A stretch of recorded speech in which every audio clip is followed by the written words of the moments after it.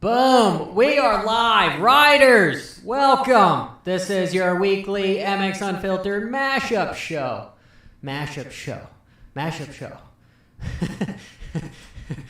Anyway, so there's a lot of news that's kind of been around Loretta Lynn, and I mean, we could talk about Unadilla coming up, but I don't want to. The word on the street is all the shit that's going on at Loretta. And it's basically, I don't believe it's little Hayden's fault.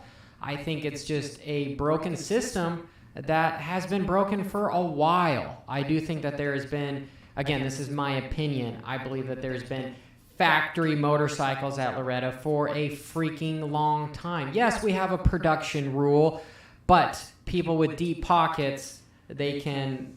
Cheating's been around forever, is essentially what I'm saying. And I know I'm the guy that's kind of been biased, and I was the dude that talked about PEDs and blah blah blah, but it comes with it, right? When there's that much risk on the table for a factory ride and and these factories have groomed these kids, why wouldn't they bring big bikes to the show? I'm not just talking about Star, I'm talking about HRC, I'm talking about Pro Circuit.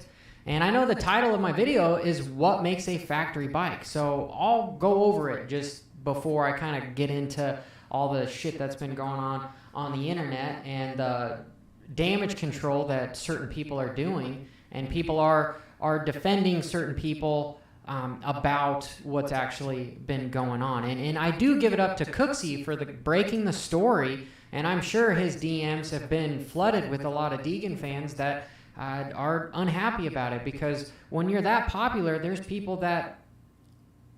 Audio sounds like you're in an area, lots of echo. It shouldn't.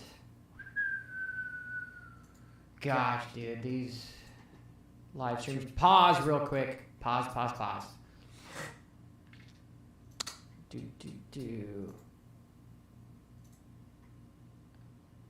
Popular, there's people that... Audio sounds like you're in an area. Dude, it does sound like that. That should make it better. Lots of echo. It shouldn't. Dude, if it's not one thing, it's another for my... You know, I really need to hire somebody to make this stuff work. So, still echoing, guys? Still echo? No echo. Echo. It's all good now? Cool. All right, so I had my video capture device on too. There's a lot of stuff going on behind the scenes here that make it difficult for, you know, an SOB like myself to try to handle all this stuff. I need somebody in the background that, you know, knows what the F they're doing. But digression over... The whole damage control that's going on with this stuff. So let's just talk about a factory bike, right? Everybody wants to talk about the motor, and that's basically it. They think that like a factory bike makes 10 times more horsepower than just a privateer bike. And that's not it, guys. That is not it. What separates between a factory bike and a normal bike that you could just build to the moon, right, in a mod class, is the ECU, all right? The electronics control unit is the thing that is the most expensive on the motorcycle. It's the unobtainium stuff. It's the thing that creates all the power to the rider's ability so that they don't get arm pumped, they don't do anything, right? It's the ECU. That's where all the money in the development is those damn airboxes and the ECU, okay? So if you were to claim and you know, let's say you protest somebody and you tear down the bike, they're not going to touch the ECU. There's no way that there's somebody there that could tell what a factory ECU is compared to stock. When you tear down somebody for cheating, it's MX Sports. They're not set up to have that technology available. All right. So it's the ECU. And yes, you got to take it with a grain of salt. I don't know for certain that most of the factory teams would be bringing stuff like that. But if it was me, hell yeah, because all the money is on the line for how you finish, right? So ECU it is. And truthfully, yes, a kit suspension is 10 grand, maybe 15 grand, depending upon what obtainium stuff you have. Motor build, yeah, you could spend 10 grand on a motor easily to have it still be kind of stockish, right? But that ECU is the problem here. And I think that's really the problem with the whole claiming rule is the ECU is not owned by Star. It's owned from people in Japan. This is my assumption, right? Is it's owned by the manufacturer in Japan. So if they were to lose that certain setup, it's a big deal. You're going to get in big trouble. And there's probably big fines behind that because it's not theirs. Right? But according to the rules of MX Sports, when you sign up, somebody could do that. And that's why I think there was potentially, allegedly, some bribing going on that, hey, don't do this, and therefore we'll give you 2 motors and let you ride the bike. Allegedly, okay? I have to say that because we don't know exactly 1000% it goes down, okay? So we can just go to this.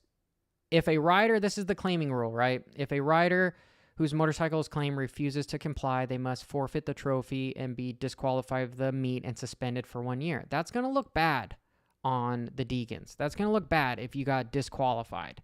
And, you know, so it was complete damage control. Yes, it's the mod class, so I'm sure there was lots of cool stuff on it. Let's just say the bike was a cheap bike and it was 30 grand, okay? Well, the claiming rule, this says 30% to 50% of big bikes, all right? But for the supplemental rules for Loretta, it actually talks about, here, let me get my deal out of the way here. It talks about 2 times manufacturer retail price. So you're looking at 18 grand. Do you really think that that Star bike was 18 grand without the ECU? And let's just say it wasn't a factory bike, but it was an amateur spec bike. You're talking at least 25 grand. So it was a good deal. And I will have to put props where props are due. Brian Deegan did go on live, and you heard it from the horse's mouth. Right? Mad respect for these guys. Again, I don't believe that any of this was Deegan's fault because Deegan's just the dude that's racing the motorcycle, all right? He's racing the bike that's given to him. You know, if they showed up with just a sheer stock bike that was a 2020, he would ride it, right? But I don't believe that's how Star Yamaha work. These guys show up, spend big money to win races. And if you've got the best rider here, well, you're going to try to give him the best equipment whatsoever. And so Brian talks about like people like myself using for clickbait. And I mean, this is YouTube. Okay. So 1000%. Yeah. You know, Deegan is the biggest name basically in motocross. Of course, he's going to get more attention for stuff. All right. So that's just, he's absolutely right. But he's talking about a motor guy. I feel like he got put up to it by an engine guy trying to get his hands on some stuff that. So I can leave a link later when this posts about the full thing. He is allegedly saying that, hey, Brennan was put up by a motor builder to tear down the bike and then so he could go sell the bike. Well, truthfully, there is nothing in the rule book that is against claiming a motorcycle so that you could R&D it yourself. Right? That there's nothing in it that says that. It just says that you have to pay 50% over for the motorcycle, or in this fact, Loretta Lynn, twice as much. And if you refuse to do so, you're disqualified from the meet and you're suspended for 1 year.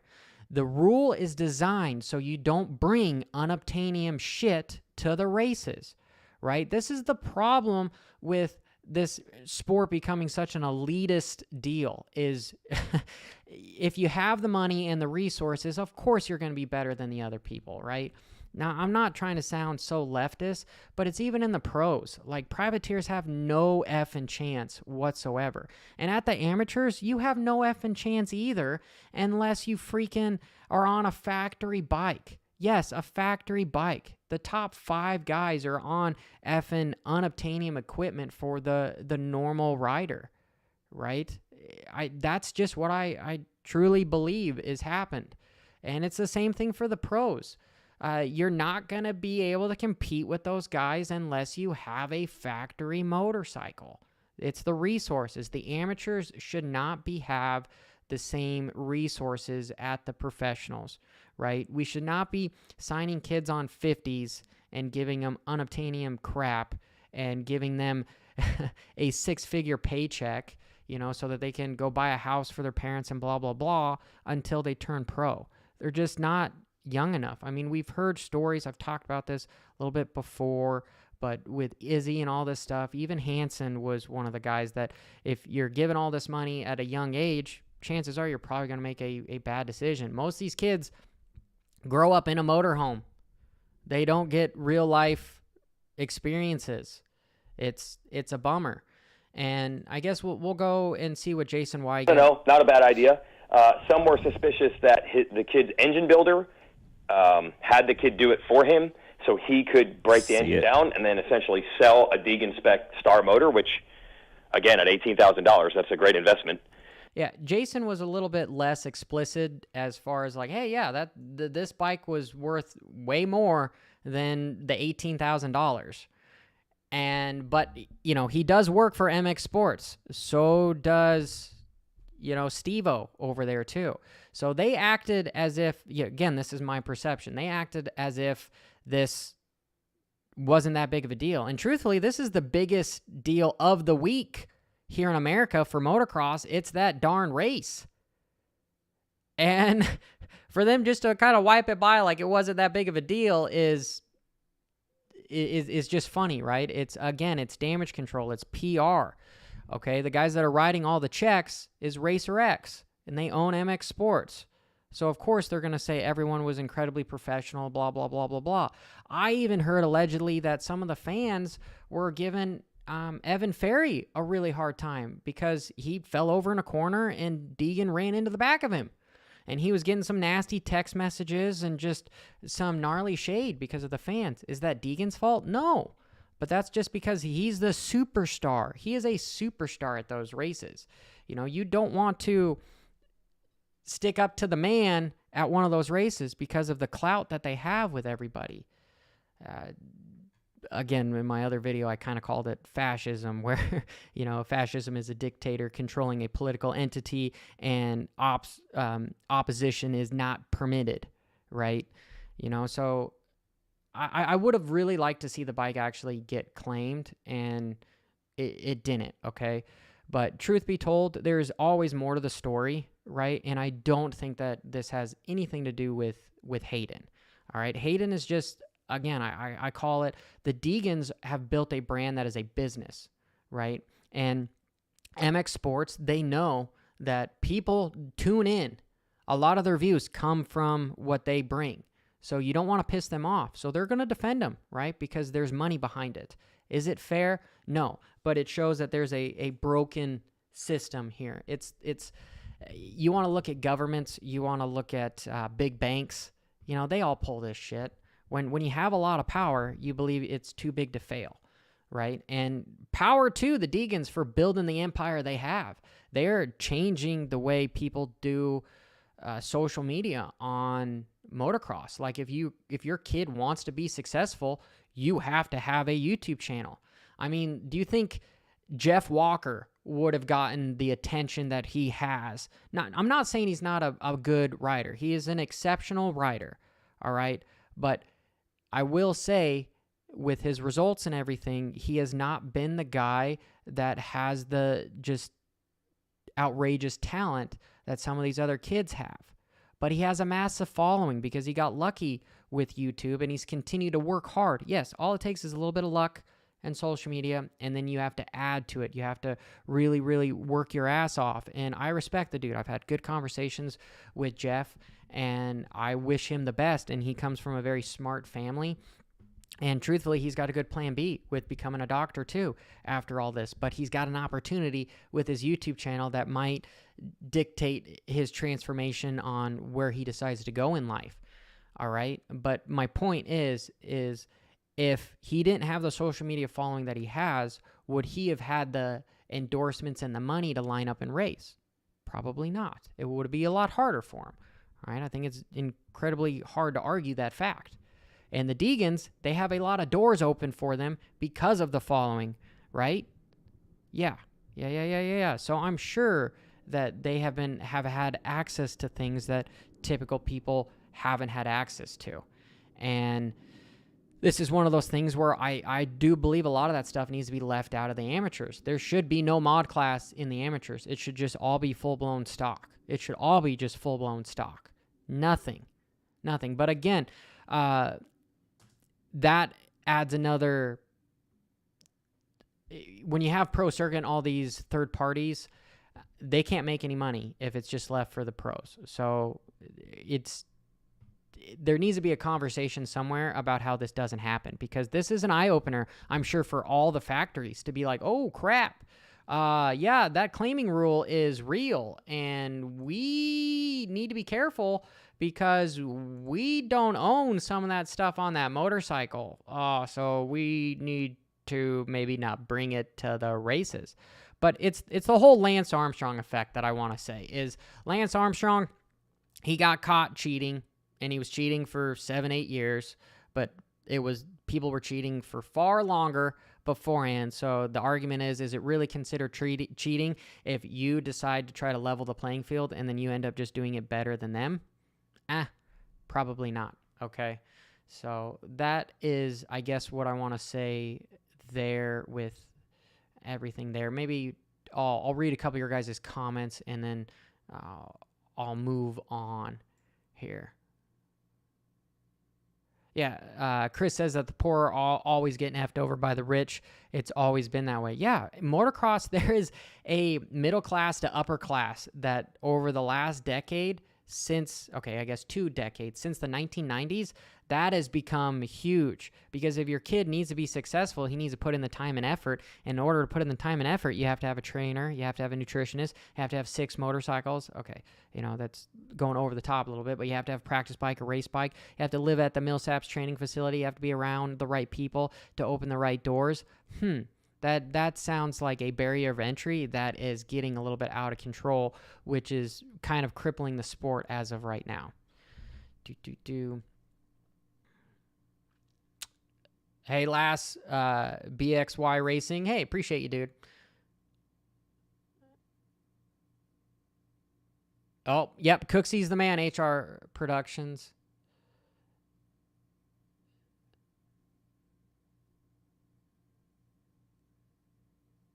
Yes, the Explorer says that Hayden and so many other 250B and schoolboy boys should be riding the 250 Pro Sport class. Yes, because why does the fastest lap time always come from a B rider at Loretta's? It's a bummer. It's a bummer. I know when I was on a little 85 and I ended up getting pushed to the A class too soon, but it was good for me. All right, the way the rules are supposed to be, and this is why nobody races locally, because they don't want to mark out it's a loophole in the system. Is you have to win about 3 races or finish top 5 6 times or something from the novice class, then you move to the B class and same thing, then you're a designated A rider. That's how it was when I was a kid, and then we started coming up with these silly schoolboys and 7 to 11 and 51, 2, 3, 4, and 5, which I really think it's just a cash grab for the promoters to make more money, because if they can have more races during the day, 27 races, then they can charge 27 entries to classes where everyone races 3 different classes. Yeah, I think it's kind of silly. But why do pro riders end up racing the amateur class at Loretta? It's an amateur national. It's called amateur national, right? And then the guys from the B class just go pro. It's a bummer. It's a fluke in the system. That's not how it should be. Yes, BT26, it's complete sandbaggers. But again, this is that thing where it's the risk versus the reward. As far as if you want to get ahead, you got to step on the little guy. That's just how kind of life works. Yeah, it's shitty to say, but it's better to ask for forgiveness than permission. And so a lot of people are like, hey, how do I get the resources available to me. I've got to beat those guys. So how do I beat those guys? Potentially, should I cheat? It's morally wrong, but no. People want to talk about PEDs, and they want to talk about like big bores and stroking the motors, right, as cheating. Well, you know what also is cheating? Sandbagging. Sandbagging is cheating. And cheating could be considered having a factory ECU on a motorcycle, having unlimited budget of a team versus a bunch of other people that don't have the resources. It's an unfair advantage. And, you know, again, it goes back with having pro riders race. Dude, honestly, me, right? I've held my pro license before. If I was to sign up in the novice class at Loretta, I'd get my ass waxed. You know, I'd probably be 15th to 30th in the novice class. Right? Maybe that's not the best example here, but what I'm trying to get at is there's a lot of fast people. Like novice riders are sandbagging because they're the true B riders, right? And then the true B riders are actually the A riders. That is a problem in the system for so long. And truthfully, this World Supercross is changing, at least at the professional level. It's starting to mix things up. It's starting to ask for change. And what the system and I guess the genre of everybody racing motorcycles, they've just gotten accustomed to. This is how the rules are. This is how it's going to be. And Johnny Hopper, any of my views? Any views on my question? Coxie, I haven't seen. Coincidence then? Suspect?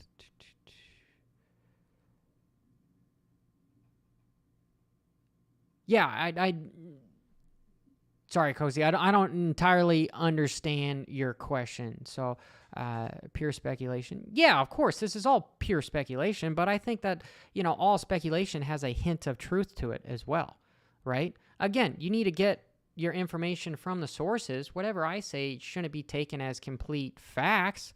No, because I'm full of a lot of BS. All right. But I think you have to read in between the lines as far as when somebody tells you something, right? Especially when they have a lot to lose. Okay. And I've already been kind of shunned out of the sport, but some people that are the top dogs in the sport, you know, this is why I stopped interviewing the riders after the Nationals.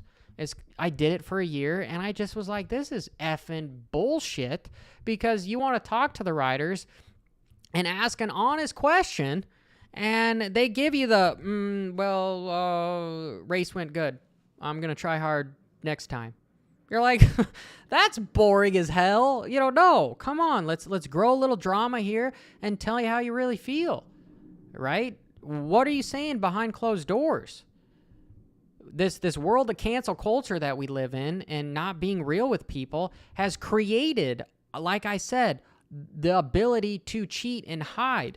Lance Armstrong, I guess I'll just go back to him. He used it forever. He sued a bunch of people to protect that image, right? Because in his mind, it wasn't really cheating, and the rest of the Tour de France, it wasn't really cheating, but to the rest of the world, it was bad. It was real bad. And individuals that have a lot to lose, they're not going to give you the truth. It's just plain and simple. It's going to be a variance of the truth. It'll be a little bit of the truth, but it's not going to be the truth, the absolute truth, okay? And yes, I might point that out a little bit more. God, that was a lot of digression, wasn't it, guys? You come here for the props, but then you leave with, what the hell did we talk about? And yes, you have to say that, yes, I am bitter, because if I was to start over again, I would do things a lot differently, right? I would do things a hell of a lot differently. And that's why I try to tell people to do things differently, all right? There's that quote by Mark Twain. If you find yourself on the majority, you should stop and reflect. What is the majority trying to tell you? They're the guys that are telling you, don't buy houses. No, don't buy houses. They're too expensive. And then they go around and they buy up all the houses, and then you can't afford anything. You know, you're just getting stomped on by the big guy. But, according to the news or where you're getting your information from, that's the thing, right? And yes, I believe a lot in motocross right now as a popularity contest. Absolutely. People want to talk about that, like motocross is not entertainment, that it should be just purely sport. It's not, because you have things like this that happen. But anyway, let's move on and let's talk about the new Yamaha, because the new Yamaha got shadowed from what was going on with this whole fiasco with Loretta Lynn. And so the new Yamaha comes out here. It's going to be about 10 grand, right? Coming up about 10 grand. What did they change? Well, it's 5 pounds lighter. Really, I guess if we're going to really go down to truth here, the new Yamaha is 5 pounds lighter, right? It used to be one of the heaviest motorcycles besides the Suzuki, because the Suzuki hasn't done a damn thing to it forever. And so technically it was the heaviest motorcycle that you'd probably buy. But no, it's going to be closer to the Hondas and Cowies moving forward, because they did lighten up a lot of things with the motor. I've been told there's a new cylinder body.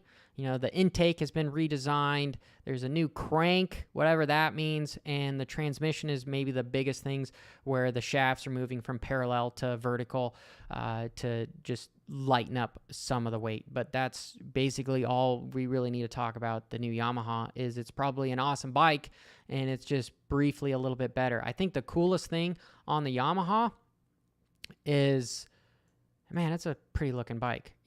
Dude, for 10 grand, can't we come with like some nice rims that if you weren't going to just over jump something once, that they were going to bend and you're going to turn it into an egg? Like, I hate that, right? And then maybe for 10 grand, can we have some effing nice triple clamps to where when you just barely tip over, your front wheel's not like this and your handlebars are going the other direction? Super annoying.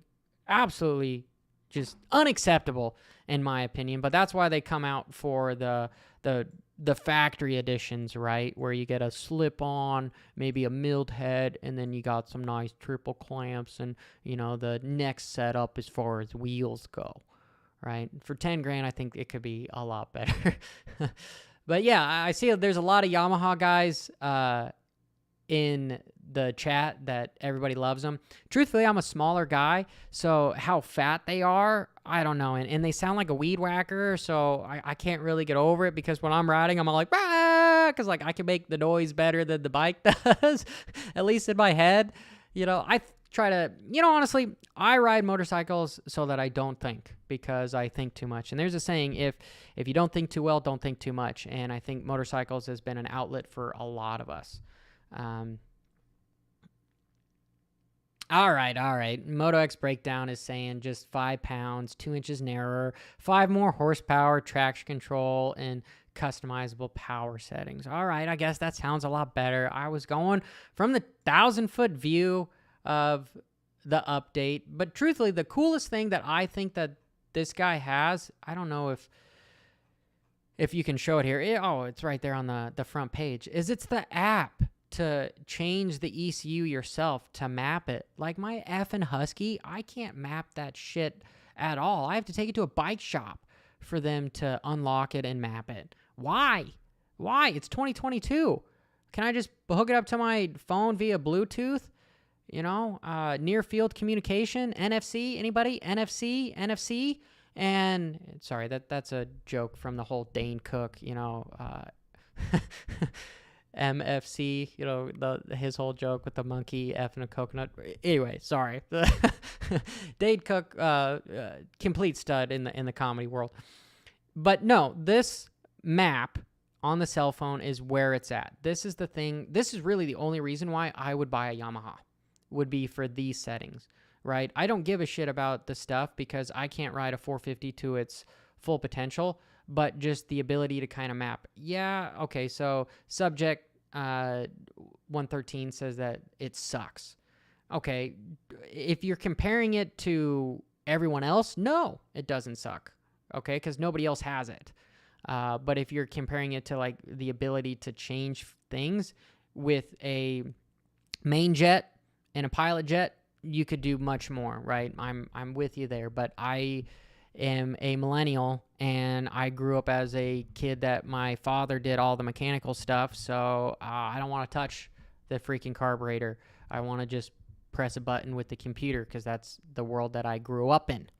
All right, so that's why I believe that this thing is the real selling point for me if I was to buy a 450. What do I think about the major issues with the new KTM? I think they'll figure it out, you know? I mean, when you have a new addition to something and they do major changes, things are going to happen. Truthfully, I love my Husky. Like I said, I've honestly been thinking about selling my Husky because of Bitcoin, right? You know, all this shit I believe is going to make me, you know, quite a bit more money. So if I sell a bike for $7,000 and, you know, here in a year or two, I'll be able to buy 3 motorcycles. That's kind of where I'm thinking a little bit. But, you know, that's me just kind of being an a-hole, right? But if I was to buy a bike right now, what would it be? It might be this Yamaha because of this. And finally, the thing that we'll finish up with is Chance Hymas, right? Loretta. Factory HRC Honda. Does this thing look like something that you could get off just the showroom floor, you know, maybe for $30,000, right? Okay, but I'm sure behind here there's a fancy little ECU, and that is probably unobtainium, right? Again, allegedly. Who knows? Who knows? Who knows? Hey, BT26, check out Johnny Crypto. I'm big into crypto. I'm huge into crypto. Yeah. Just throw that out there. Anyway, he's saying that he's not going to race, right? He's not going to do his pro debut because if we look at his results, he got 9th in Open Pro Sport and 6th in 250 Pro Sport. 4th, 6th, 15th, 5th, and 6th. So he's thinking that he needs to have another year under his belt, you know. Whether he's going to do Supercross, I think he's going to have to potentially go to like Mini O's again and what they did to try to get your Supercross points, but we're not going to see him in there, right? So I guess the big story will be if Deegan can get his points at the next 2 rounds so that he could race the last round when it comes to the whole pro motocross. And then we have a lot to look forward to when it comes to the Red Bull Straight, which is always fun with the 2 strokes, and then the World Supercross, which I think is going to be the most interesting. Travis in the house, man. I hope your little boy did well. Claim the Honda, dude. Honestly, it was such a good idea. It's going to look like a complete a-hole. Like if I were to go down there and start claiming bikes, you know, after the races and seeing if they take a Bitcoin address. But no, it's actually a really good idea because these bikes are, I believe, incredibly expensive for what they have. Because, you know, you're buying a full-blown, you know, brand new motorcycle where the majority of riders down at Loretta, they probably have 20, 40 hours or so on their motorcycle, where these things are brand new suckers.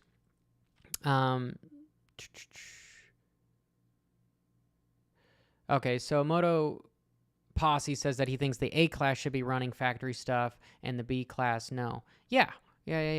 But this is really a problem that it comes down to resources, because how do you defend that?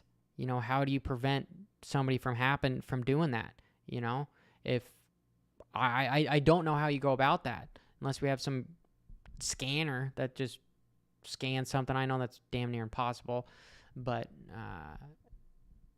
I don't know how you defend guys not bringing in factory stuff to not bring in factory stuff. Because if that was the deal, then you know that B riders moving forward, if the factories got away with stuff, they'd probably run kind of the same stuff too. And, you know, that throttle only goes so far. So if you feel like you're getting close, maybe you don't win by 30 seconds, right? But then if you're a rider that normally finishes 30th and you run a factory bike and now you're inside the top 10, nobody's going to give a shit. You got 10th, right? But you know that, hey, you rode your ass off, but that bike sure helped a whole hell of a lot. JD says, do you think the claim rules is dropped next year, or do you think a lot more bikes will get claimed next year? I think no, they need to have the claim rule, and I hope that it is enforced more, because I've heard things, again, allegedly, I've heard things about Tim Cotter being the MX Sports kind of muscle at these races to, kind of dictate what happens popularity-wise, etc. And so the rules, again, I've heard this many times before. We saw this all in Supercross and blah, blah, blah. Rules are more like guidelines. They're not actually rules. They're meant to be broken and stretched and, bribed past or who knows what. So I guess to answer your question, JD, they're either going to up the claim rule so that it's 2.5 times. So if you're going to buy a bike, you need to bring 30 grand as opposed to 17.5. That'll prevent everybody from doing it, and the factories will be like, whew, we can keep bringing our stuff. Or maybe the factories won't run some of this stuff that they shouldn't be. Because if we're really putting this all on Yamaha, we shouldn't be. Because truthfully, where there's one potential loophole, everyone is taking that loophole. It depends on who can do it the best. Dun, dun, dun. Oh, Lockdog got MX bike. I don't remember that. Nope. And truthfully, when it comes to this whole fiasco, I guess, at Loretta, it's just going to go over the wayside because nothing really happened. All right? This is all just accusations. So nothing actually was determined as being true or false.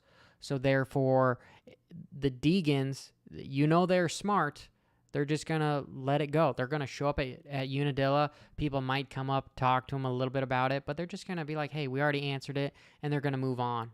And it's just going to go away, right? That's just how it is. It's going to go away. Just like, people have already forgotten the shit that I talked about with Tomac's suspension guy, right? I called the factory parts. Maybe you guys remember that. Maybe you don't. And Robbie K, I guess this will be like the last couple questions that I answer before, I just let you guys go this Thursday afternoon. I hope you guys have a wonderful weekend. But Robbie says, do you think Deegan really wants to go pro at this point? Truthfully, I do. I think he's might be getting a little bit burnt out about all this stuff. And when you have that much popularity, yeah, it could be emotionally draining, right? We've seen so many guys like Dino and so many people that delete their social media for a little while because the internet is a dark, dark place. It's happened to me before where you're just like, well, WTF, guys. Like, I'm telling you to hold it wide effing open, but I'm not telling you to bring an axe with you. But, you got to take it, okay? So, honestly, I personally, either Deegan's been burnt out for a while and he's just waiting for the success to really, really blow up because what's his goals? He's already has 1 million followers on YouTube and that on Instagram and everything. So, what is there to get at on top of this? I guess winning championships. So I guess that's the deal, right? Is he's going to go through that. And, I think it's a point where all of his revenue and everything has kind of been set out for him that he doesn't know what else to do. What does any racer know what to do? They don't. That's why they keep racing. Even if they're banging their head against the wall like myself, you keep going. Boom, boom, boom. Because you don't know what the F to do. Because you don't know what to do anything else. All you know how to do is twist the throttle, right? But I will tell you, anybody that has worked hard at racing motorcycles, they're going to be successful in life. They just need to twist that thinking from, hey, I'm working my ass off in the gym at the track and everything for racing. If you just switch that to another goal, whether it's a business or something else, you're going to be successful at that, all right? And you need to give yourself a little bit of a break because if you reach the elite level in this sport, don't feel as if you have to do that, be the top 1% of the 1% in another field that you have. All right. I've met many riders that have been in the 1%, and they are much happier now with a family and a business, and nobody knows who the heck they are. All right. But then the people that keep chasing that drug of, I need to be known, blah, blah, blah, blah, blah, there's probably some growing pains that need to happen. All right. And Donnie says, do you think that Yamaha stepped in to keep the ECU from falling into privateer hands? My opinion, just my opinion, I think Yamaha did in this situation probably step in to cover their butt, because the repercussions of giving that bike up probably far exceeded this just silly $18,000. That's my opinion. Take it just as that, with a grain of salt.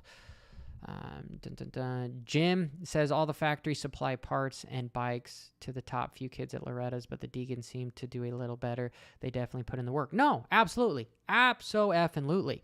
You know, this isn't a dog on the Deegans whatsoever. This is people really need to be looking at this as, is everybody doing this, or is just one particular person doing this?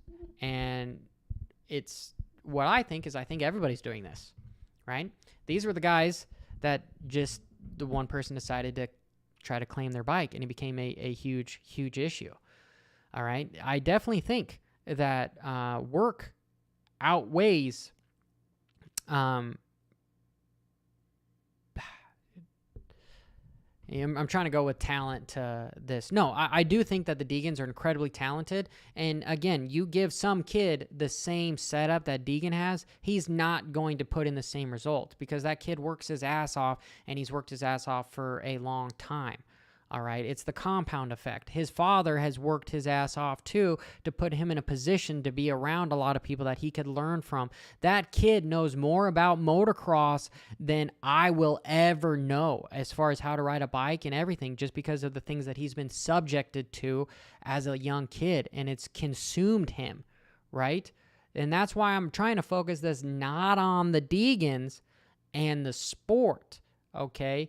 Because if Star Yamaha freaked out about this, my question is, would Pro Circuit freak out about this? Would HRC Honda freak out about this? And Rockstar Suzuki, blah, blah, blah, you put blank whatever. And I come to think like, probably. Okay. Deegan, unfortunately, is just the dude that's the first guy through the door here on this deal. Greg says, what I don't understand is Hayden didn't need a factory bike to win at the ranch. Why even bring it unless you were getting him ready for the first Pro Nationals? That's a loaded question. That's a 1,000% loaded question. Is it the team? There is a lot at stake for the Deegans, okay? Because this is the dude that's expected to win, and a bike will certainly help. And maybe it was to help get ready for the Nationals. You know, maybe it was just an amateur bike too. But I would argue, why would you then allegedly bribe to turn the claiming rule down? And, you know, why would you make a big stinking deal out of it? Just sell the bike for $18,000. Because do you think Star Yamaha would really be super bummed at losing $10,000-15,000 on such a deal? Yeah, it sucks. Yeah, that would really suck. But it's something that maybe as far as PR goes, you just let it go. But could you imagine, yes, hypothetically I'm going here, could you imagine if that bike was, allegedly, if that bike was a factory bike and Brennan then tore it down or did lap-to-lap times on YouTube or something, the damage control then would have been far outweighing what is going on right now. But did he need to have a bike to win? Probably not. Same reason why Carmichael in his heyday, did he need a factory bike to win? Probably it helped. Stewart, you know, truthfully, I think these factory bikes that so many guys are doing, that you take the best riders in the world and you put them on stock equipment. I'm not even not even a kit suspension. You're talking shitty effing suspension, right? Something that you just go to your local race tech guy and say, hey, can you put some gold valves in this shit? They show up at a national, they get 5th, and they rode their ass off and they're beat to death, even though their talent outdoes what the bike's potential is, right? That motorcycle helps so incredibly much. You know, guys, think of just as a drag race, okay? If this bike can get 3 bike lengths to the first current corner first, do you think in the next corner to the next straightaway, there's another 3 bikes, there's another 3 bikes? That has nothing to do with skill. That has nothing to do with skill. It's an added to everything, right? I know I've ridden some Honda of Houston bikes that were built privateer bikes, and versus some of the bikes that I could afford, because the most I've ever spent on a motor was $5,000 on my 450. And I remember being at a sand track and I had a Honda of Houston bike that I was able to ride that was a $30,000 motorcycle, and it was an amateur spec bike. This was a $30,000 amateur spec bike, and I was 4 seconds a lap faster. 4 seconds a lap faster on a 250F than my built mod 450 race bike. 4 seconds. And that bike didn't feel faster. It just moved through the sand better. The power was more in control. It was un-effing believably. It took the winds out of my sail, because I was going, holy shit, this sucks. This sucks. This is what I can get, and this is what is out there. 4 seconds is a big deal, guys. 4 seconds is a huge deal. Dark Side is... I like Dark Side. I like Dark Side. Okay, so Muffet said that I should do a Moto X pod with Dark Side in Texas one day. Yeah, sure, why not? You know, I don't have a beef with those guys over at Pulp or whatever. It's not a big stinking deal. Suspension over power, Cosmic Energy. Yes, suspension 1000% over power, right? You don't race a national track that's smooth. You need suspension. You get arm pump, you can't use your controls.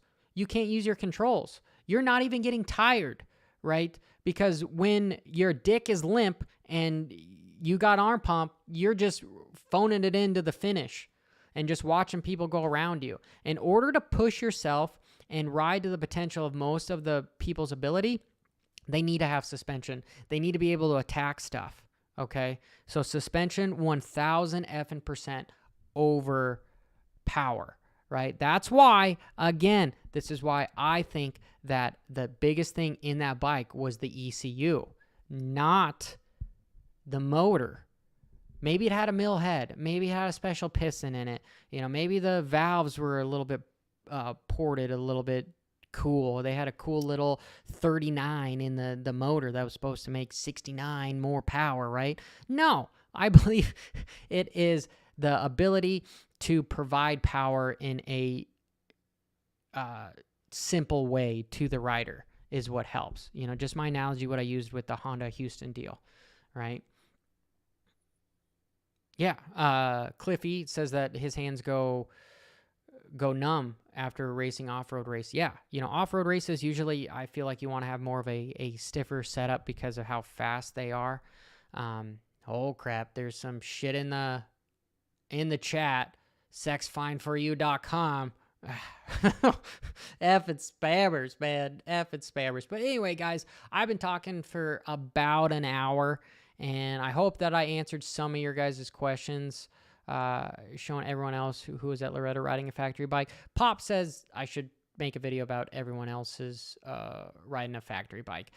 And no, I'm not going to. I think everyone here kind of has a understanding of potentially who and why and where might there be those kind of bikes out there, if even at all, right? So, you know, that's Pulp on YouTube talk show. Yeah, sure, why not? We'll talk to Steve-O. I know we had our deals before, but I think, again, I think Steve does a good job. He needs to be here. Just just as well he's kind of paved the way for even somebody like me to come in and to rouse everybody with some of the shit that I have to say. But I guess in ending, if you made it this far, thank you. Please like, subscribe, maybe share the video. I try to do these every Thursday at noon, and I don't believe that this was a Deegan only issue, okay? I think that there is multiple factories out there potentially doing the same thing. Potentially, right? Allegedly. So let's brop it out, guys. WFO, right? Bro!